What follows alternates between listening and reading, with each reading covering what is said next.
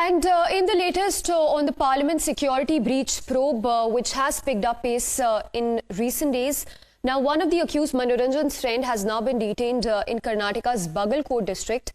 Here's a detailed report on the probe so far into the security breach which happened last week. The probe in Parliament security breach case has gathered pace.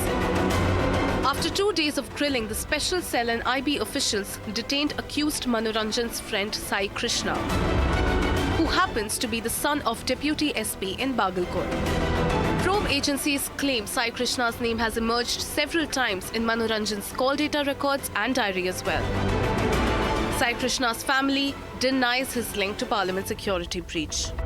ಏನ್ ಮಾಡ್ತಾನೆ ಮಾಡ್ರಿ ನಾವು wrong ತಪ್ಪ ಮಾಡಿಲ್ಲ ಅಂತ ಹೆದ್ರುದ್ರಾಗ ಏನಂದ್ರಿ madam ಪೊಲೀಸರು ಬಂದು ಇಲ್ಲ ಸ್ವಲ್ಪ ಇದು ಮಾಡ್ಬೇಕಾಗೈತೆ ಅವ್ರದ್ದು ಅದನ್ನ ನಾವು ಚರ್ಚೆ ಮಾಡಕ್ ಬಂದೀವಿ ಅಂತಂದ್ರೆ ಆಯ್ತಂತ ಮನೋರಂಜನ್ ಫ್ರೆಂಡ್ ಇದು ಹಿಂಗದಾನಂತೆ ಅನ್ನೋದ್ಲೆ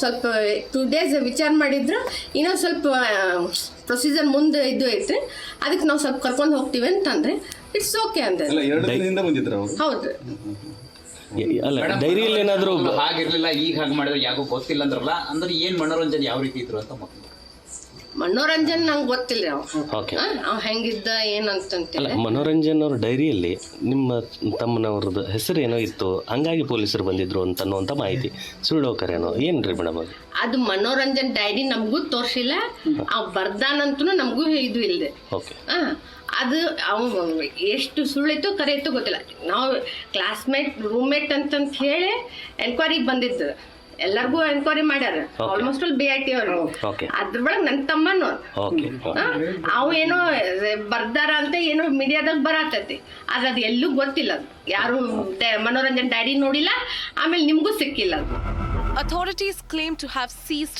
crucial documents from Manoranjan's residence during the course of questioning in Mysuru. Will more skeletons tumble out of the closet? This is Bureau Report, Republic TV.